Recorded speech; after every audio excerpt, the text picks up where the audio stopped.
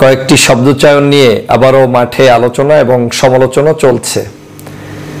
কেউ কেউ সেটাকে পজিটিভলি নিচ্ছেন, কেউ কেউ নেগেটিভলি নিচ্ছেন, এবং আমাদের বাংলাদেশের রাজনীতিতে আলোচনা সমালোচনা এটা একটা দৈনন্দিন রুটিনে পরিণত হয়েছে। আমার ভিতরে যে সমস্যা আছে সেটা আরেকজনের ভিতরে থাকলে আমি তার সমালোচনা করি, কিন্তু আমারটা করি না। আবার আমার ভিতরে যেটা নাই সেটা আরেকজনের ভিতরে থাকলে সেটার প্রশংসাও আমরা অনেক সময় করি না।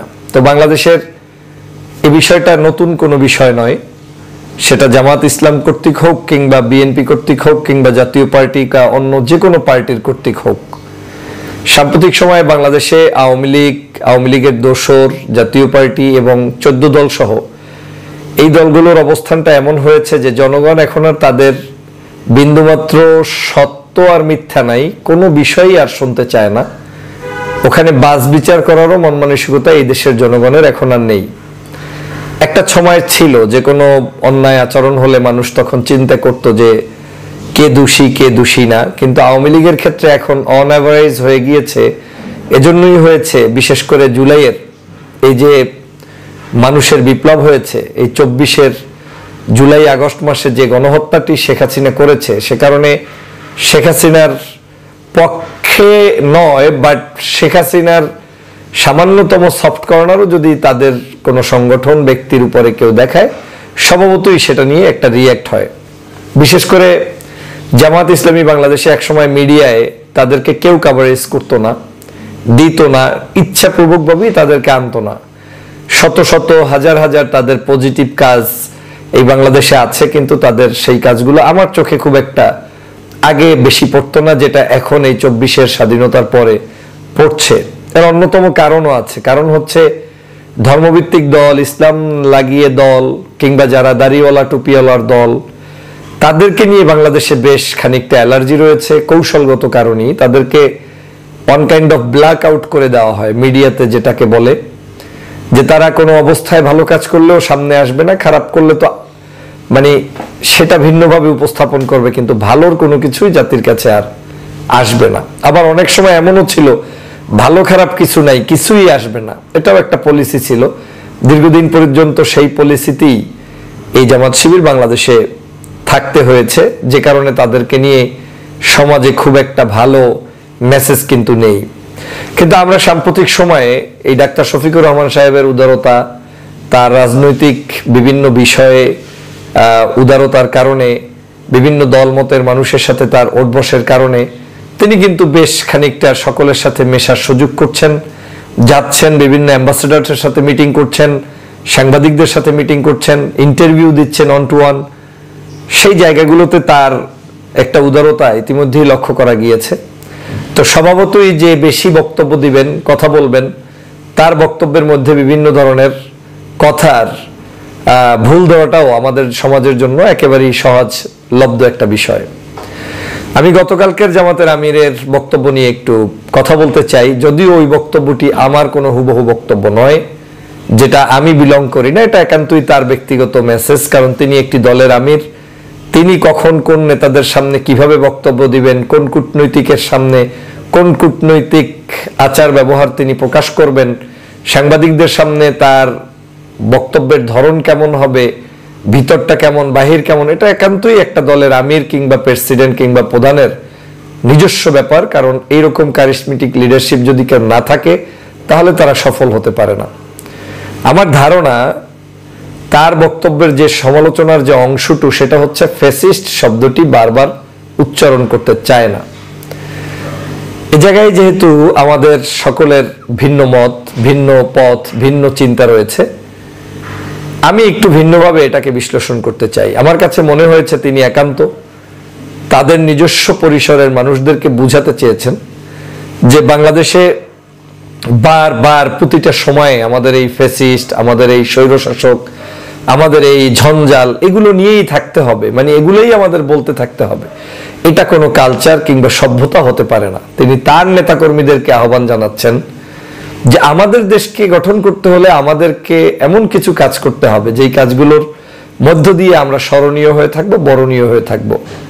সকল মানুষের মধ্যে ভেদাভেদ থাকবে না, অন্যায় থাকবে না, জুলুম থাকবে না, যে জুলুম করেছে তার বিচার হবে, যে অন্যায় করেছে তার বিচার হবে, যে মানুষকে গালি দিয়েছে তার গালির শাস্তি হবে, যে মানুষকে খুন করেছে খুনের শাস্তি হবে, যে মানুষকে চরমভাবে নিগৃহীত করেছে তার সেই শাস্তি হবে। কিন্তু আমরা সামনের দিকে এগিয়ে যেতে চাই। আমি এই বক্তব্যটায় এরকম একটা সাউন্ড আমার কাছে ফিল হচ্ছে, যদিও এই সাউন্ডটা বর্তমান প্রজন্মের কাছে বা বর্তমান সময়ে অনেকের কাছেই খুব একটা গভীরে গিয়ে চিন্তা করার সুযোগ আসবে না। এজন্যই আমি যেটা পূর্বেই বলেছি যে ফ্যাসিবাদ এমন কিছু করেছে তার ভালো আর মন্দ নাই। তাদের দলের মধ্যে যদি কোনো একজন ব্যক্তি খুব নিরপেক্ষ টাইপেরও থেকে থাকে তারও কোনো রেহাই নেই এখনকার সিচুয়েশনে মানুষ মনে করে, কারণ জনগণের উপরে সেই অপকর্মটি আওয়ামী লীগ করে গিয়েছে। আমি তার এই বক্তব্য এবং পূর্বে আরেকটি বক্তব্য সাংবাদিকদের সাথে দেওয়া হয়েছিল যে ক্ষমা করার দেওয়ার বিষয়টা, সেটা নিয়ে অনেক তর্ক বিতর্ক হয়েছে এবং আমিও ভিডিও দিয়েছি। আসলে সেই জায়গাটাও তার পরবর্তী বক্তব্যগুলো শুনলে আমি ক্লিয়ার হয়েছি যে না, এই ক্ষমাটা ওই ক্ষমা নয়। ক্ষমা হচ্ছে আমরা এগিয়ে যেতে হবে, আমাদের পথ সামনে, এই দেশকে সবাইকে নিয়ে এগিয়ে যেতে হবে, কাজ করতে হবে।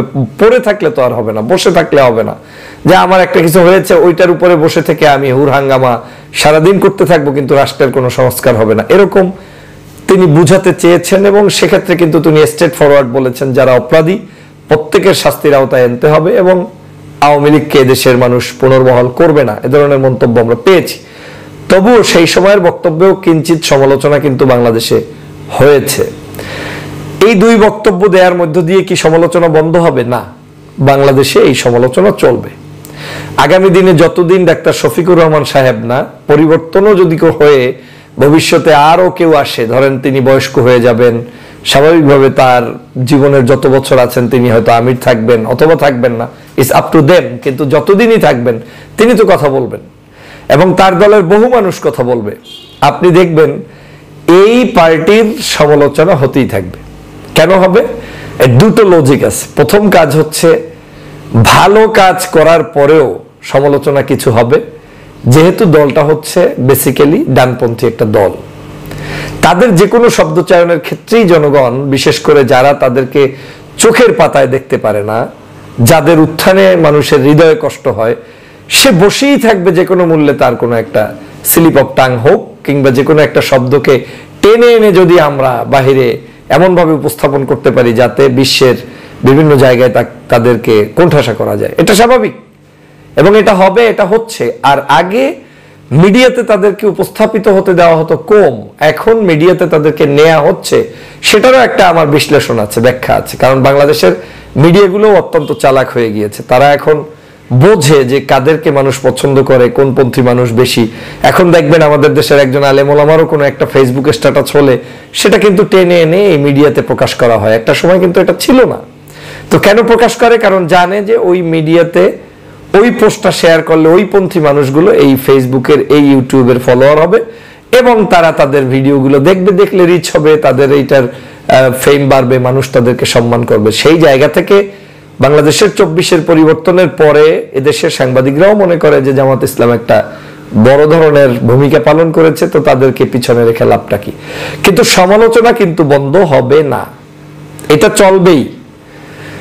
আমাদের হচ্ছে যে আমরা বাংলাদেশের, আমিও মাঝে মাঝে যে কথাগুলো সবসময় টকশোতে বা বিভিন্ন জায়গায় বলি যে আমরা এক ধরনের সুন্দর রাষ্ট্র ব্যবস্থা আমরা চাই, কিন্তু আওয়ামী লীগ ফ্যাসিস্ট এমন ভাবে রাষ্ট্র ব্যবস্থাকে করে রেখে গিয়েছেন যে সেখান থেকে ইমিডিয়েট ওই ধরনের রাষ্ট্র ব্যবস্থাও আপনি করলে টিকে থাকতে পারবেন না।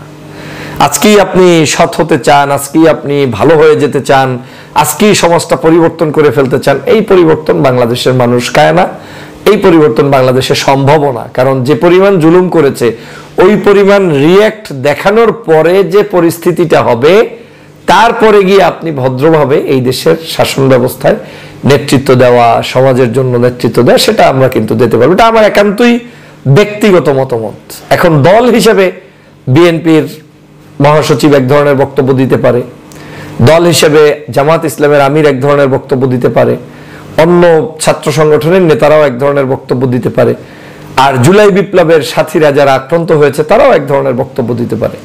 শোনেন, একটা দল যখন কোনো বক্তব্য দেয়, আমি এই কারণে প্রত্যেকটা দলীয় নেতারই বিভিন্ন বক্তব্য শুনলে সমালোচনাও করি, আলোচনাও করি, তবে সমালোচনার একটা পার্ট রেখে দেই আমার হাতে, ইচ্ছে করি সেটাকে বারবার মানে জাতির সামনে উপস্থাপন করি না এজন্য যে প্রত্যেকটা জিনিস যে আমার মতো করে পৃথিবী চলবে এমনটা না।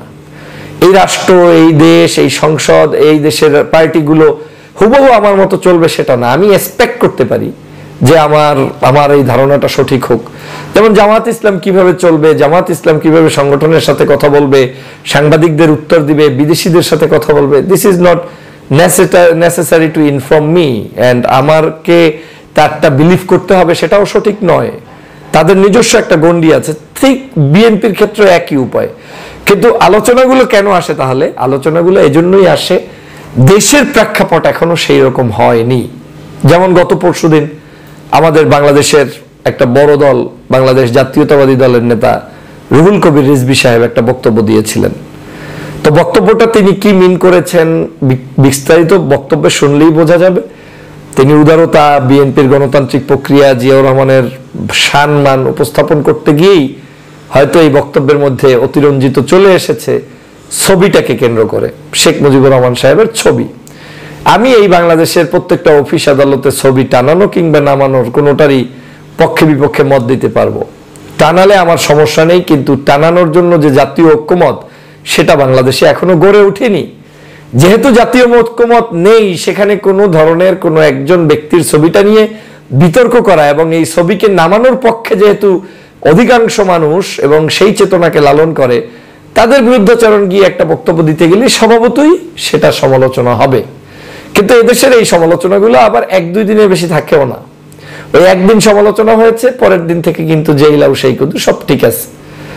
আমি সে কারণেই বলছি যে জামাত ইসলামের আমির সাহেব যে বক্তব্য দিয়েছেন, এই বক্তব্যটা তার নেতাকর্মী এবং নিজস্ব পরিসরে এভাবেই হয়তো দিয়েছেন যে আগামী দিনের রাষ্ট্র ব্যবস্থায় আমরা এগিয়ে যেতে চাই এবং এগিয়ে যেতে হলে আমাদেরকে আরো বেশি উদার কিংবা গণতান্ত্রিক স্পেস তৈরি করতে হবে।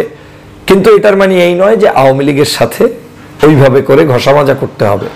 এবং আমি বিশ্বাস করি যে আমাদের বিএনপির ও মহাসচিব কিংবা বিএনপির আমার সহকারী সেক্রেটারি জেনারেল বা দায়িত্বের মির্জা আব্বাস বলেন, তারপরে আমাদের রিজভী ভাই বলেন, যারাই বক্তব্য দিচ্ছে, কারো বক্তব্যই আওয়ামী লীগকে পুনর্বাসনটা করা হয়তো উদ্দেশ্য নয়, কিন্তু বক্তব্যের লাইন এবং উপস্থাপনগুলো হয়তো সময়ে সাময়িক যেটা দরকার সেখান থেকে একটু ভিন্ন হওয়ায় জাতিগতভাবেই আমরা এটা নিয়ে সমালোচনায় ব্যস্ত থাকি। আমার আজকের বক্তব্যের মূল প্রতিপাদ্য বিষয় হচ্ছে, আসুন আমরা ফ্যাসিবাদের কবল থেকে বাংলাদেশকে মাত্র রক্ষা পেরেছি, এই বাংলাদেশকে আগামী দিনে এগিয়ে নেওয়ার জন্য আমাদের একটি জাতীয় ঐক্যমত দরকার। সবাই মিলে আমরা সেই ঐক্যমত গঠন করি এবং সত্যি সত্যি দেশকে একটা ভালো জায়গায় নিয়ে যাই। কিন্তু সেটা নেয়ার আগে সবার আগে আমার নিজের সংস্কার করতে হবে, যে ব্যক্তি হিসেবে আমি কেমন থাকতে চাই, আমি কেমন বাংলাদেশ চাই, আমি কেমন আগামীর বাংলাদেশ চাই। এরকম একটি সুন্দরতম বাংলাদেশ যদি আমরা গঠন করতে চাই, সেজন্য নিজের পরিবর্তন দরকার। আর যারা যারা অপরাধ করছে তাদেরকে ক্ষমা করলে, যেহেতু এই দেশের কেউ আমাদেরকে কোনোদিন ক্ষমা করবে না, অতএব কাউকেই ক্ষমা করার প্রশ্ন নাই। সকল অন্যায়কারীর বিচার এই বাংলার বুকে হতে হবে, জনসম্মুখে হতে হবে এবং ইতিহাসের পাতায় পাতায় তাদের সকল স্বৈরতন্ত্রের ইতিহাস লিখিত আকারে প্রকাশ করতে হবে। আশা করি আমার বক্তব্যের সারমর্ম সবাই বুঝতে পেরেছেন। আল্লাহ পাক আমাদের সবাইকে সঠিক বুঝ দান করুক, আমিন। আসসালামু আলাইকুম ওয়া রাহমাতুল্লাহি ওয়া বারাকাতুহু। আমি লজ্জিত, আমি অপমানিত, আমি অপদস্থ। কারণ হচ্ছে, আমি দেখলাম যারা বাংলাদেশের আমার এই দেশকে স্বাধীন করে দিয়েছে, সেই সকল যুদ্ধ পরবর্তী অসুস্থ মানুষগুলো, যাদের কারো হাত নেই, যাদের কারো চক্ষু নেই, যাদের কারো পা নেই, তাদেরকে আজকে রাস্তায় বসে অবরোধ কর্মসূচি করতে হচ্ছে, অনশন করতে হচ্ছে। কেন করতে হচ্ছে? বাংলাদেশের সরকারকে আকৃষ্ট করতে, যে তাদেরকে সাহায্য করো কিংবা চিকিৎসা প্রদান করো, সুস্থ শরীরে তাদের চিকিৎসার ব্যয়ভার বহন করো। আপনারা জানেন যে বাংলাদেশে আওয়ামী লীগ কি পরিমাণ টাকা দুর্নীতি করে লোপাট করে চলে গিয়েছে। এই দেশ যদি স্বাধীন না হতো, নতুন করে 5ই আগস্ট যদি বিপ্লব না হতো, তাহলে এই বাংলাদেশের কোনো কিছুই আপনার হাতে, আমাদের হাতে থাকতো না। এই দেশের যে কোনো যুদ্ধাহত ব্যক্তি তিনি যা করবেন, তার জন্য আমরা যা করব সেটা রাষ্ট্রের দায়িত্ব, রাষ্ট্র করবে। এটা কখনোই আপনার ব্যক্তিগত ফান্ড না, কিংবা আপনার কাছে থাকা না থাকার কিছু যায় আসে না। যেই ব্যক্তিরা জীবন দিয়েছে, যেই ব্যক্তিরা লড়াই করেছে, যেই ব্যক্তিরা আহত হয়েছে, তাদের চাইতে রাষ্ট্রের গুরুত্বপূর্ণ কোনো কাজ আছে বলে আমি মনে করি না। সারা বাংলাদেশে বেশ কিছু ভালো উদ্যোগ এই সরকার গ্রহণ করেছে, কোনো সন্দেহ নাই। যারা নিহত হয়েছে তাদের পরিবারকে জুলাই ফাউন্ডেশন থেকে, শহীদ ফাউন্ডেশন, তাদেরকে টাকা দেওয়া হচ্ছে। আবার যারা বিভিন্নভাবে আপনার এই মুহূর্তে অসুস্থ আছে তাদের জন্য টাকার একটা ফান্ড গঠন করা হয়েছে, লক্ষাধিক টাকা করে তাদেরকে দিবে, আমি সেজন্য ধন্যবাদ জানাই। কিন্তু এই টাকাটা যদি 1 লাখের জায়গায় 10 লাখও হয়, এবং এই টাকাটার জায়গায় যদি এমন হয় যে কোনো একটা বাজেটের অর্ধেক বাজেটও যদি আমার এই অসুস্থ মানুষগুলোর সুস্থের জন্য বরাদ্দ করা হয়, তাতেও কি দেশটা শেষ হয়ে যাবে? মোটেই না। কারণ দেশই আপনি পেতেন না যদি এই মানুষগুলোকে আজকের তারা তাদের অঙ্গহানি করতে না পারত, এই মানুষগুলো যদি আজকের যুদ্ধ করতে না পারত। আমাদের কেন জানি সবসময় আমার বিশেষ করে ভয় হয়, যারা আমাদের জন্য জীবন দিয়ে যায়, যারা আমাদের জন্য লড়ে যায়, একটা সময় তারা গিয়ে উপেক্ষিত থাকে। আজকের বঙ্গভবনে দেখা করার কথা আর গণভবনে দেখা করার কথা, কিংবা সচিবালয়ে দেখা করার জন্য তাদেরকে রাস্তায় বসতে হবে কেন? বাংলাদেশের যে কোনো ব্যক্তি শপথ নেয়ার সাথে সাথে সবার উচিত সবার আগে ইন্ডিভিজুয়াল এই মানুষগুলোর সাথে দেখা করা। এখন বলতে পারেন একজন ব্যক্তি অসুস্থ, এরকম হাজারো ব্যক্তির কাছে একজন ব্যক্তির যাওয়া সম্ভব নয়। না, সম্ভব নয়। কিন্তু আপনাকে সবার আগে এটাকেই প্রায়োরিটি দিতে হবে। তাদেরকে যে কোনো মূল্যে, যে কোনোভাবে তারা যেটা চাচ্ছে সেটাকে করে দিতে হবে। তারা আপনার কাছ থেকে বড় বড় টুইন টাওয়ার চাচ্ছে না, তারা চাচ্ছে সুচিকিৎসা। আমার দেশের টাকা খরচ করে, সেটা কোটি কোটি টাকা হলে কোটি কোটি টাকাই তার পিছনে ব্যয় করে বিদেশ থেকে চিকিৎসা করে আনতে হবে। কারণ আওয়ামী লীগ টাকাগুলো পকেটের মধ্যে রেখেছে, আর আমার দেশের এই যুদ্ধে যারা অংশগ্রহণ করেছে আমরা তাদের পিছনে এই টাকাটা খরচ করব। টাকা অপচয়ের নাম দিয়ে লেন্দি প্রসেস করে মানুষের কাছে টাকা পৌঁছতে দেরি হওয়া, এটাও এক ধরনের ব্যর্থতা। মনে রাখবেন, এই টাকা বিলাতে গিয়ে যদি আপনার সামান্য কিছু টাকার ব্যতিক্রমও হতো, কিছু অতিরিক্ত মানুষের পকেটেও যেত, তারপরেও এই মানুষগুলো টাকাগুলো সঠিক সময়ে হাতে পেত। কিন্তু আমরা সেটা করতে পারিনি। সৎ চিন্তা করতে গিয়ে অনেক সময় যেটা জরুরি সেই কাজটাও আমরা করতে পারিনি। হ্যাঁ, আমাদের দেশে এটাও সমস্যা, টাকা বিলাতে গিয়ে আপনি যদি কিছু এসরাফ হয়, কিছু অন্য মানুষদের পকেটেও টাকা যায়, অবশ্যই পত্রপত্রিকা লিখবে। কিন্তু অ্যাটলিস্ট এটা আপনি নিশ্চিত থাকতেন যে বাংলাদেশের সকল অসুস্থ মানুষগুলোর কাছে ডিউ টাইমে টাকাটা পুষতো এবং তারা সেটা নিয়ে স্বাচ্ছন্দ্যে থাকতো। আমি খুবই লজ্জাবোধ করছি যে যতটুকু জানি এখন পর্যন্ত অসুস্থদের জন্য 23,000 মানুষের জন্য 1 লক্ষ টাকা বরাদ্দ। আমি মনে করি এইটা 1 লক্ষ নয়, বরং তাদের জন্য 5 লাখ 10 লাখও যদি বরাদ্দ করা হয়, সেটা কোনো অবস্থায় খুব বেশি অ্যামাউন্ট হবে না। আপনাকে এটা একটা বড় প্রজেক্ট ধরে নিতে হবে, একটা পদ্মা সেতু ধরে নিতে হবে, এটাকে ধরে নিতে হবে একটা 4 লাইন রোড, এটাকে ধরে নিতে হবে একটা বিশাল বাজেটের অঙ্ক, যে আমি এই দিয়ে এইটা করতে পারতাম, কিন্তু স্বাধীনতার পরে আর যাদের কারণে স্বাধীন হয়েছে আমরা তাদের জন্য এটা করব। শহীদি পরিবারগুলো খুঁজে খুঁজে বের করে বাংলাদেশে তাদের চাকরির পরিবারের ব্যবস্থা করা, নিশ্চিত করা।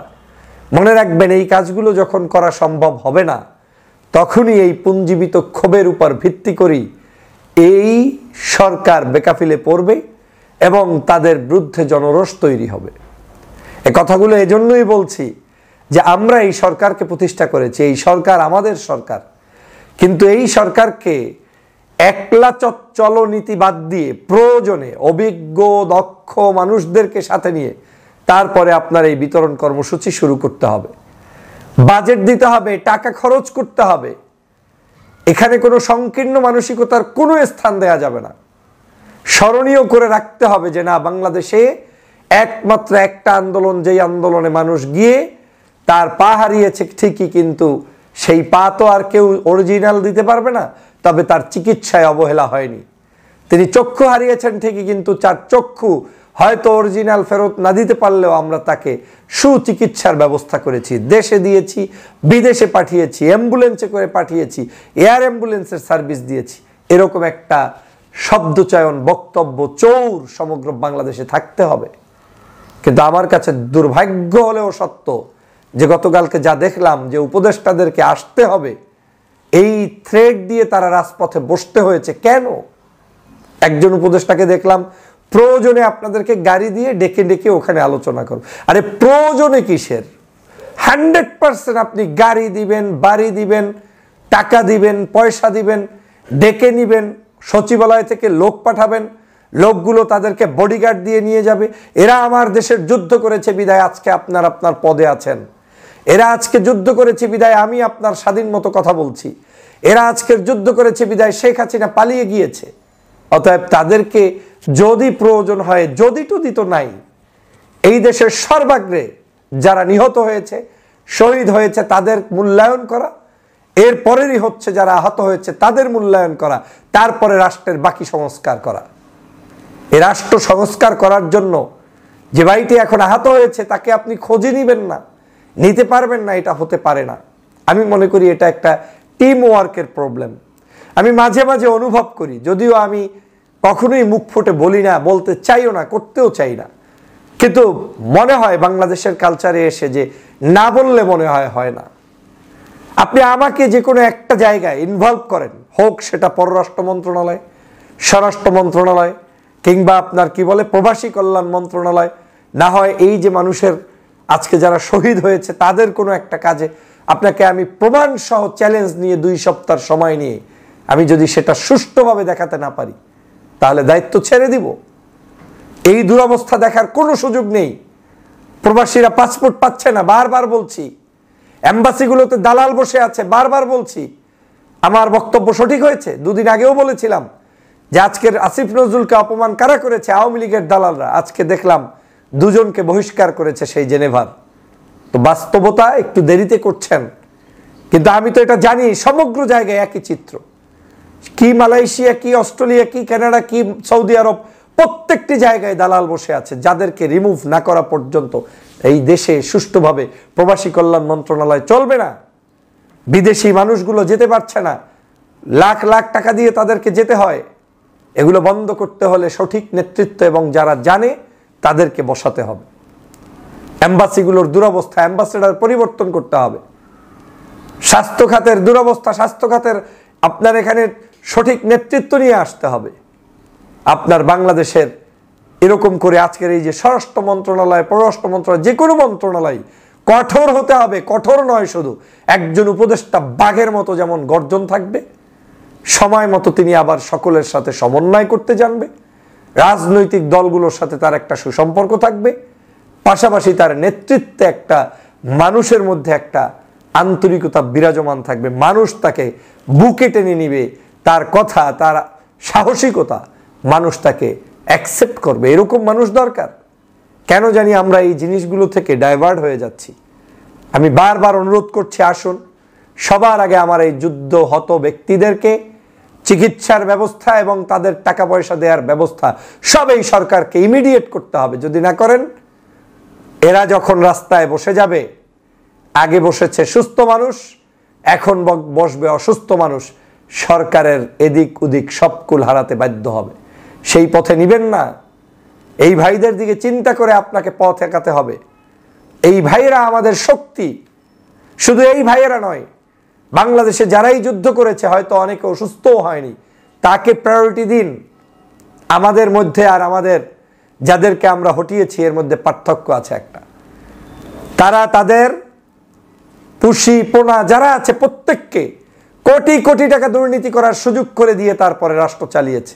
আমরা দুর্নীতি করতে তো চাই না, কাউকে দুর্নীতি করতে দিতেও চাই না, কিন্তু যারা অসুস্থ তাকে তো আপনার চিকিৎসা দিতে হবে। সেখানে কোনো গরিমসি চলবে না। আমি মনে করি এটা একটা বড় ধরনের ব্যর্থতা। না হয় এরকম রাত 3টায় 5টায় আপনাদেরকে যেতে হবে। কেন আপনাদেরকে থ্রেট করে নিতে হবে? কেন? কারণ দূরত্ব তৈরি হয়ে গিয়েছে। কেন তারা ডক্টর ইউনূসের সাথে দেখা করতে পারবে না? কেন তারা উপদেষ্টাদের সাথে দেখা করতে পারবে না? প্রতিটা দিন সচিবালয় বলে দেওয়া থাকবে যে কোনো অসুস্থ ব্যক্তি, সে যতটুকু অসুস্থ হোক না কেন, আমাদের এই মন্ত্রী পরিষদ বিভাগ সব চেয়ার তাদের জন্য মুক্ত, যে কোনো সময় তারা আসবে, যে কোনো মুহূর্তে দেখা করবে। তাদেরকে চিকিৎসা করব না আর আমি ফ্ল্যাগ উড়িয়ে ঘুরবো? প্রশ্নই আসে না। এই আইন করতে হবে সমগ্র জায়গায়। এখানে কোনো ব্যক্তি মিথ্যা বলে যদি আসে, সেটা আপনারাই বুঝবেন। এই অসুস্থতার মধ্যে মানুষগুলো এখনো রাস্তায় আন্দোলন করছে, এটা দেখে আমার ঘৃণা লেগেছে, চরম ধিক্কার জানাই আমি। কারণ ওই মানুষগুলোকে আমরা বাধ্য করেছি, তাদের সাথে কোঅপারেশন লেস হয়েছে। কয়েক মাস আগেও, মনে হয় 2 মাস আগে, অনেক অসুস্থ ব্যক্তিকে দেখেছি আবার আন্দোলন করতে ডক্টর ইউনূসের সাক্ষাৎ চাই। কেন আন্দোলন করতে হবে? ডক্টর ইউনূস সাহেবের অফিস 24 ঘন্টা খোলা থাকলে তার মধ্যে আমার এই ভাইদের জন্য, অসুস্থ ভাইদের জন্য প্রয়োজনে এভরিডে 2 ঘন্টা 1 ঘন্টা সময় থাকবে। যারা আসবে, বসবে, কথা বলবে, তাদের বেদনার কথা জানিয়ে যাবে। সমস্যা কোথায়? এটা চাইলেই সম্ভব। কিন্তু আমরা সেই আবারও যেন আমলাতান্ত্রিক জটিলতায় না ধরাই, আমরা যাতে আবারও সেই প্রোটোকল মেনটেন করতে গিয়ে আমাদের ভাইদেরকে ভুলে নেওয়া যায়, সেটা আমাদেরকে সতর্ক হতেই হবে, না হয় মহা বিপদ সামনে আছে। প্রিয় সহযোদ্ধা ভাইরা, আমাদের সাহসী মানুষ দরকার, দেশ পরিচালনায় সাহসী নেতৃত্ব দরকার, এবং যদি সেক্ষেত্রে সবাই না হয়, অন্তত পক্ষে টিমের মধ্যে কিছু ভয়বিহীন ঊর্ধ্বে মানুষ দরকার, যারা সত্যিই টিমটাকে এগিয়ে নিয়ে যেতে সক্ষম। আসুন বাংলাদেশের জন্য প্রে করি, এই দেশকে এগিয়ে নিয়ে যাই, শহীদদের রক্ত যাতে বৃথা না যায়, অসুস্থ মানুষগুলো যাতে সুস্থ হয়, আল্লাহর দরবারে সেই দোয়া করে বিদায় নিচ্ছি। আল্লাহ হাফেজ। আসসালামু আলাইকুম ওয়া রাহমাতুল্লাহি ওয়া বারাকাতুহু।